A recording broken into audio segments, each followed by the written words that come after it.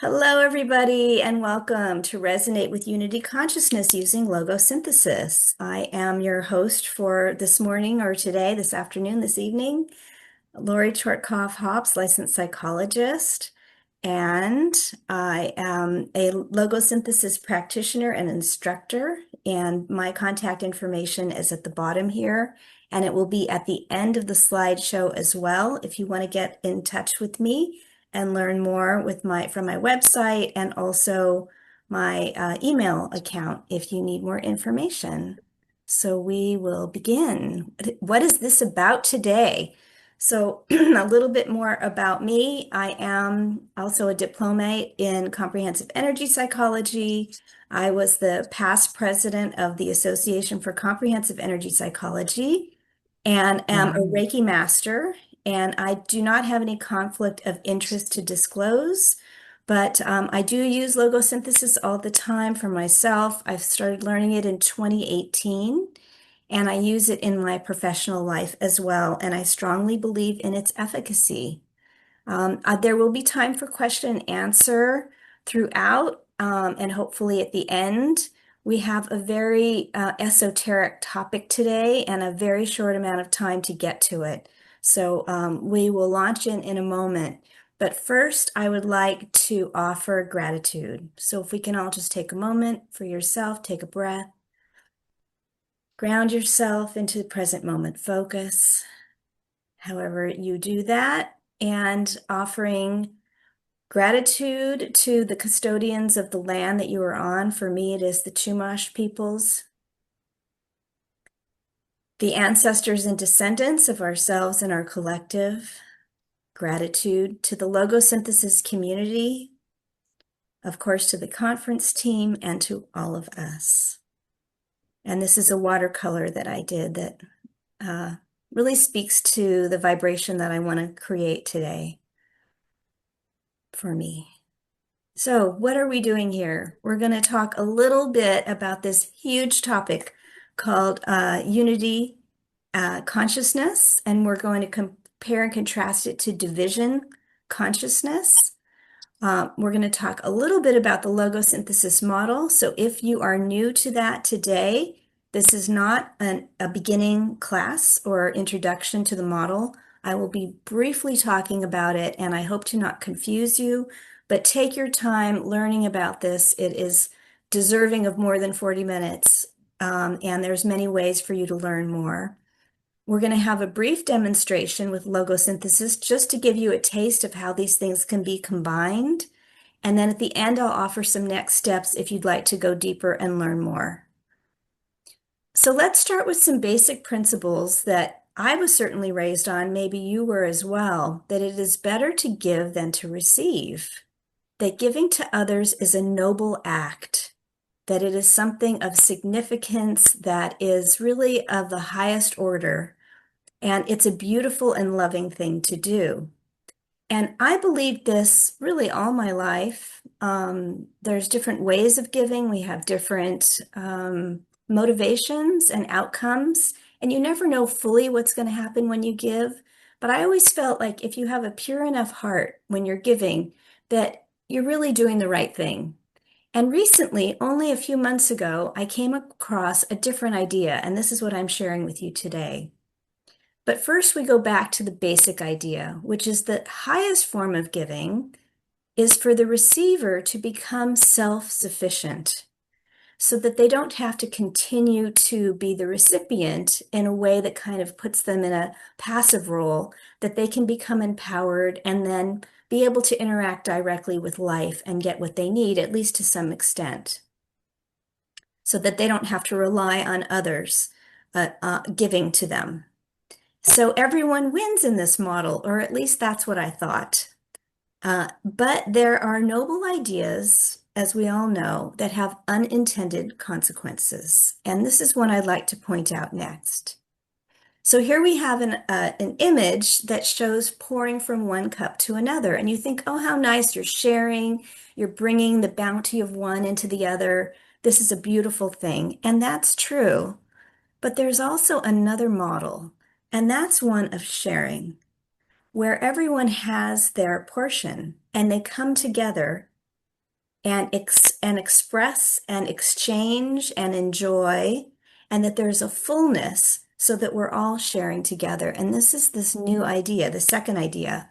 So first we look at the consciousness of division. Now, division is something we're familiar with from mathematics early on in elementary education, of putting things into categories. And this is a very useful and helpful idea. But it doesn't always serve our world to divide, especially if it's unchecked. Unchecked division collapses systems. For example, if you're building a sandcastle, you want to maybe have piles and ideas and different concepts that divide, but you want to build a strong foundation. And then if you keep dividing castles and tunnels and so on, and a wave comes, obviously it's unstable and it can knock things down. And I'm sure we've all seen in our world times when the consciousness of division creates more harm than good. And so when someone starts to give to another or sends even energy or love to another, they do so actually from a place of lack. And this is something that I had not really fully appreciated, because it's sort of saying that although I want to give to you, I'm already presupposing that you don't have. You don't have enough, you don't have access, and that I'm giving to you. And so it comes from an idea of being not infinite, but finite, that there are finite resources. Now, you may say, well, in physical reality, this is often true. If I have an idea that you don't, of course I'm giving it to you. But I guess what I'm talking about really is a worldview, not an instance, not an exact instance of when I hand you the cup, but a bigger idea here about where are we moving with unity and division. And so if I have and you don't, and I give to you from what is mine, I had more, you had less, and now you gain, and in some small way, I lose what I had. So we are not in a state really of wholeness. We are disconnected from a very important concept in logosynthesis, which is called essence. Now, in reality, we're never fully disconnected from essence, but let's just say that we're putting up boundaries around the unity consciousness that is possible in that moment. So at times, unity consciousness serves our world. It promotes growth and exploration, supporting systems, because if we have everything that we need or can gain access to, then we are empowered to be able to create. When someone engages with another as an equal, it is from a place of mutual bounty and infinite resources. We are united and resonate in coherent frequencies. We share from equal measure. Everyone has access to all. And we are vibrating in a state of wholeness, connected with essence. And this is true even if you're in a state of depletion or lack, if you have an underlying assumption that you have access to all at any moment. Now, you may not want access to all, because you may look around yourself and say, oh goodness, I don't want some of that. That's some stuff I'm trying to get away from. And so we get into some of the quandaries or complications about unity. Because imagine if right now, all of a sudden in the entire universe, or even in the globe, or even in this community right now on this call, if we suddenly had access to everything, I think first of all, it would be confusing and destabilizing. But how would you even manage all of it? The information overflow, and there's a lot that you might not even want. So it can be a tricky concept. But we can learn to resonate with wholeness, which belongs to all, in pieces and portions as our consciousness expands and grows. We can accompany others because in truth, we are all one. So translating this quickly into logosynthesis terms, for those of you who are already familiar, you'll know this right off the bat. You can probably do it on your own without even a moment's reflection. But if you're new to this, come back to it later and see how these pieces fit together, because I will be going over them just very briefly so we can move along. So the idea is of essence, all in capital letters, is the universal connection with everything that is on all levels, even beyond what the human can imagine or understand or comprehend. This is kind of the basis of spirituality or unity or divine or Godhead, whatever the language is. Willem uses the word essence. Essence without all the capitals is your personal connection to the bigger essence. And so you'll see that distinction in the writings. Obviously, it's hard to speak the difference, but when we say all capitals, we mean the whole thing. And the personal connection is essence with lowercase letters. Then our 3D reality, or the dimensional world that I'm broadcasting to you in right now and that you're sitting and receiving with your senses, is the matrix, is what we call the matrix. That's a stand-in word for our 3D reality, with a nod to the film of the Matrix. And of course, yourself is your individual life that has your autobiography of from birth to death and everything in between, your perceptions, your beliefs, your body, your mind, your spirit. And your mission is what you're here to do. It's your personal task or tasks in this world. So, given this really quick summary of this language, now I'm going to combine it with unity consciousness. And we start with diagrams. Now, please forgive the very rudimentary pictures that I have here. The two circles are meant to be as equal as possible, with the center of each circle perfectly laying over the center of the other, so that in the center of that overlap, you get this beautiful almond shape, the vesica piscis, where each circle's center lies in the circumference of the other. And that is the overlap between essence and the matrix. So the spirit world and the physical world.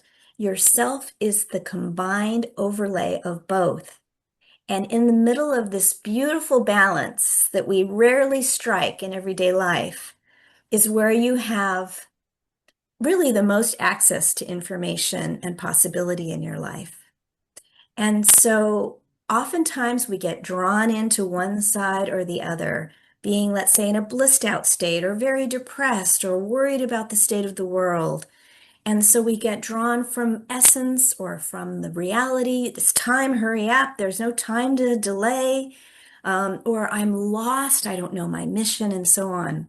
And so this is a visual reminder of how we can overlap in the world. And with unity consciousness, there are some things that we can recognize as factors or features. And one of them is the idea of having non-attachment. This is similar to being in a state of full surrender into essence, where you are not attached to any outcome, positive or negative. You're in a state of neutrality, really. There's emptiness with no thought. So you don't have preconceived or future focus notion of reality. And it is in the here and now, in the present state, which is also connected to the eternal. So when you combine non-attachment, emptiness, and eternity, you get essence with all capitals.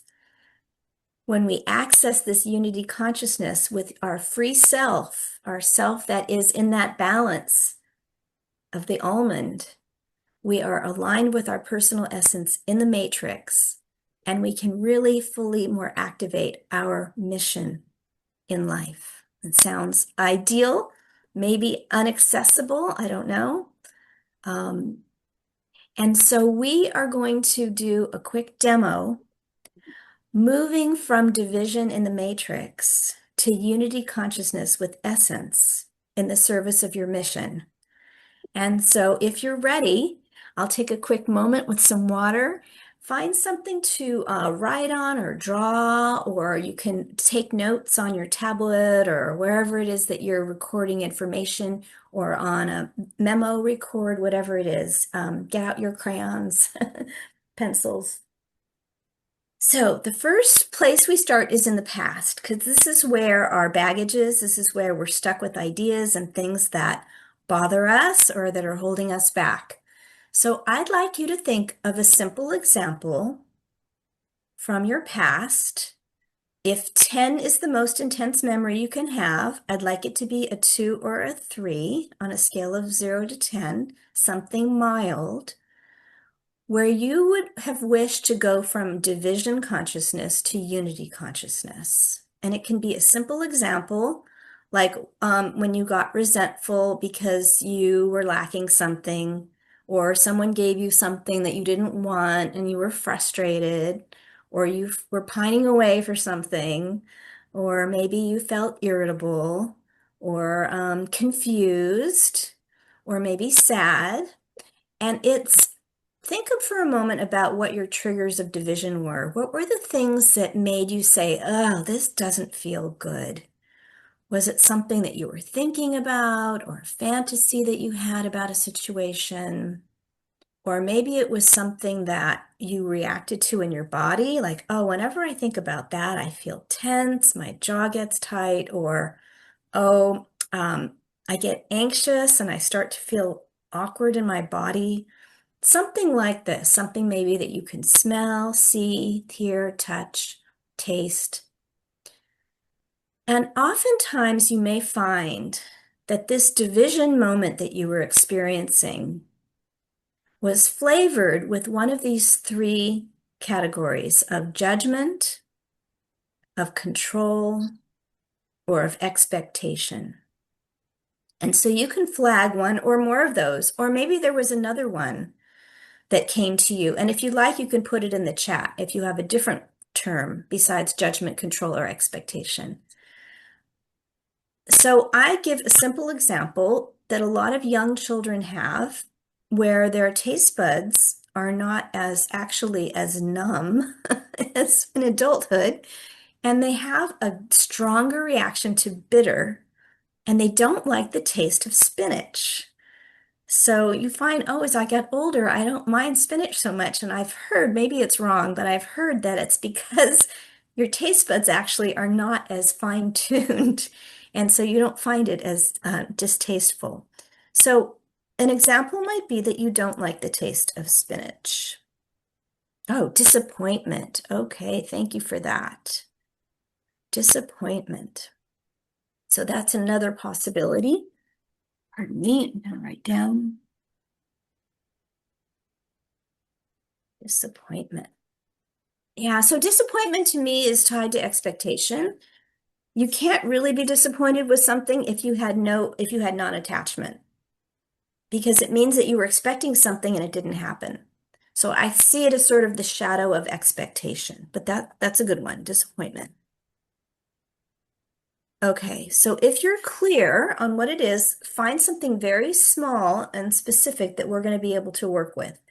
But we're going to come back to this, and I'd like to show you how the system works, and then we'll come back to this one. So for me, I'm going to write down spinach, and I'm going to be a disgust, like, ooh, I don't like this, like pushing it away. And then that's the image I have, is pushing it away. Like the spoon's coming in towards my mouth and I don't want it and I'm pushing it away. So that's a visual that I have. And you can rate it if you're already familiar with logosynthesis on how severe this is, on how much distress you have, 0 to 10. And for me right now, the memory is about a 2 out of 10. And now you're not going to get as much wiggle room to improve on a memory that is mild, but this is for example only. Okay, so that was the past. And so now we're going to move on to the future. Ooh, the future, moving from division to unity. So here we have a new view of unity. We were in division, something you didn't like, didn't want, were separated from. Now we get into the dream. Now we get into the possibility. What do I want for my future? Certainly not worse. This or something better. And oftentimes well, let's think about your example. So what is your new, kind of like your perfect outcome? If you could imagine and dream, if all the elements came together right now, what would it yield? Now, it may be something fantastic, but it might be something as minor as something being neutral. For example, I don't really care if I eat spinach or not. I don't need to love it.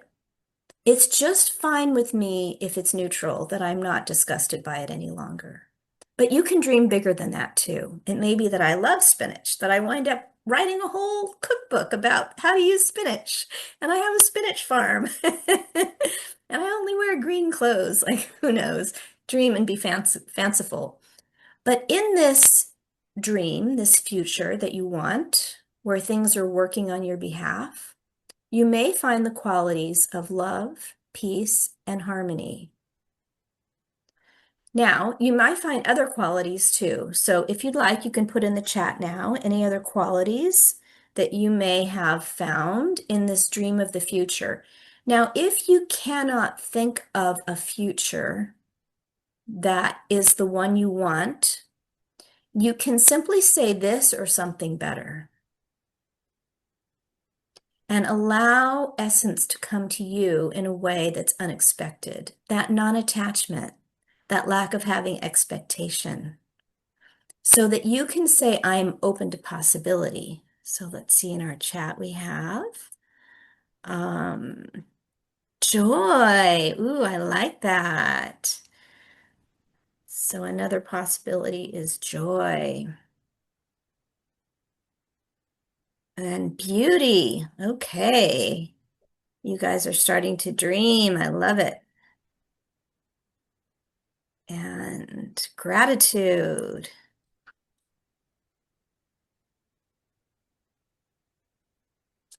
I'm sure there's many, many more. Okay, so you get the sense of this, and you can jot down real quick something about this. It could even just be a feeling state, like I'm no longer in disgust, you know? So that is a little taste of future. And now we're going to get into the nuts and bolts of it, which is present time. This is your position of power, of choice, and of activation. Moving from division into unity in the present is where you get to activate essence and the matrix with your mission, living in the here and now. And so for the spinach example, it is the taste or smell of the spinach as a trigger. So right now, this is what I can work with. I can work with my memory of the disgust of the spinach and noticing the taste or the smell. Actually, for me, it was also the visual of pushing away, not wanting to eat it, maybe turning my face and putting my hand up, closing my lips. But it might be the smell of cooking or the taste of the spinach as a trigger. So whatever your trigger is, you can now access it in the here and now to transform it. And this includes qualities of embodiment through your physical senses, through your sense of space around and inside of you, your boundaries between self and the world, your awareness or levels of consciousness, and believe it or not, a sense of emptiness. And you might say, well, how does emptiness work? My life feels so full right now, like an onslaught sometimes of all of this. But tucked inside all of our sensory awareness is a notion of possibility. The possibility of change is with us at every moment, with every breath, with every new thought. And that connects essence and emptiness. And so you really aren't we're led to believe, I think, that we are in a finite set, especially when we're in habitual thinking and moving from thing to thing in patterned ways. We don't really realize the emptiness and possibility that is available to us. So let me stop there and see in the chat, there's something new. I was never able to present some smells. That's fine. It's not so common to connect to the sense of smell. In fact, even as an intuitive connector, The sense of smell is a rare one in terms of getting intuitive information. So more common is a body sense of, let's say, temperature change or pressure, like tension. Also things like visuals or imagery, maybe hearing something like a melody or lyrics or something in your mind that is repeating, like someone's phrase or their voice, or color or sensation. So just go with whatever it is. Any part of your body that's reacting in the thought or the memory or the fantasy or the belief is the gold. Whatever it is, that's the thing you go for. You don't have to overcomplicate it. Keep it simple. Okay, just magnetically attach to whatever that is and work with it. Okay, so let me stop here. So we've done a little review. We've done a trigger from the past that was bothersome on some level, and we have created a goal or a state for the future that we want. And now we're in the present of that embodiment with something that you can hang on to. Okay, what I'm going to do next is take you through the beginning of working with that trigger. So we just started it a little bit, is to getting into the body sense. So if you don't have a body sense, that's okay. Find your trigger and see what it is that you do have. You might have a memory, you might have a fantasy, or you may have something more abstract like a belief. And a belief might be like, I can't do this, or it has to be this certain way, or I've always told this is true. So whatever it is, come up with a way of recognizing what your trigger is and just get familiar with it. Take a moment, even if it's a little uncomfortable, take a few breaths, and let's create a safe space for you to learn the contours of that trigger. Meaning, where does it end? Where is it most dense? Where is it lighter? Where does it start to fade off? Can you zoom into the middle of it? Can you back off of it? Can you see it from above looking down? Can you remind yourself that it's not part of your here and now? And take a breath. Can you shrink it? Can you turn it into a cartoon? Can you turn it upside down and shake it out?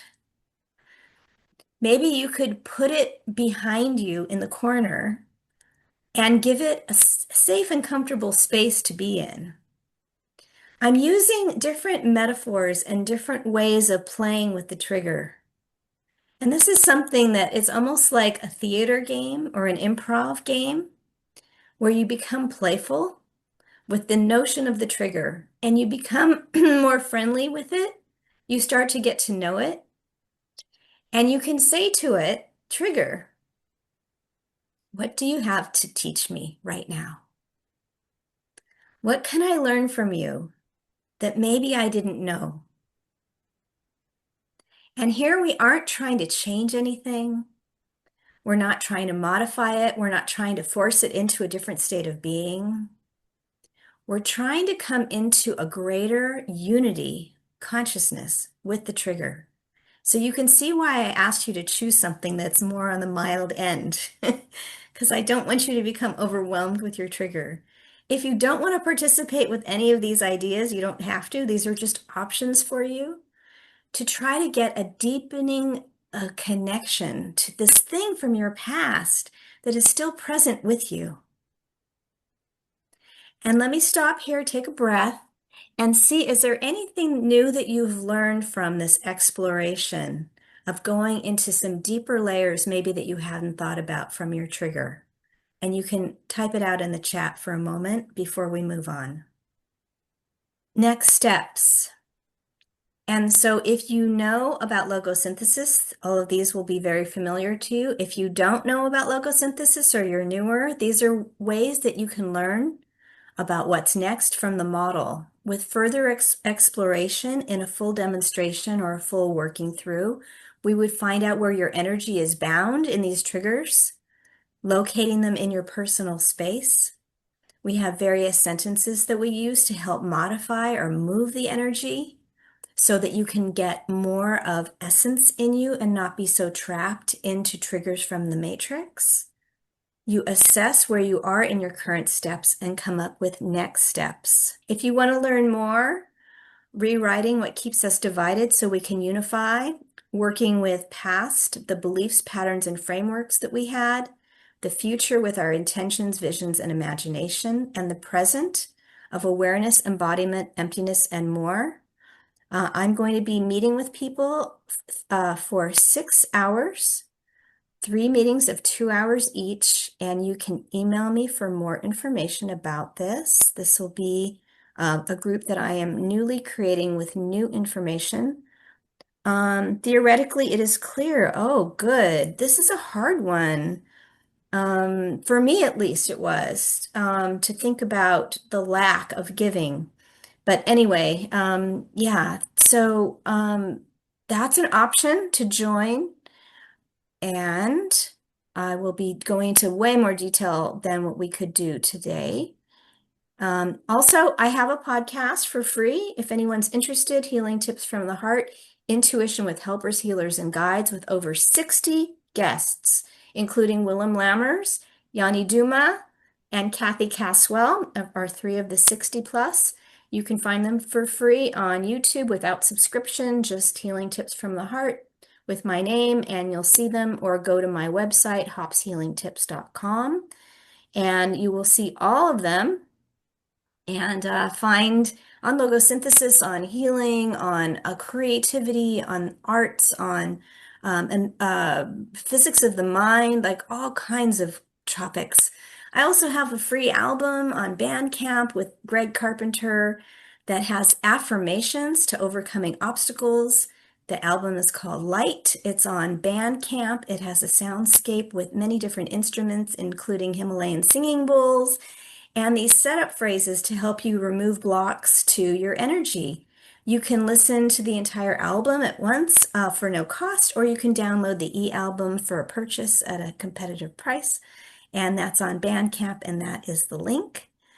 And also, you can go to my website for more information, email me for classes, consultation. I do psychotherapy only for those in California. That's where my license is as a licensed psychologist. I'd love for you to be part of the Unity Consciousness community group.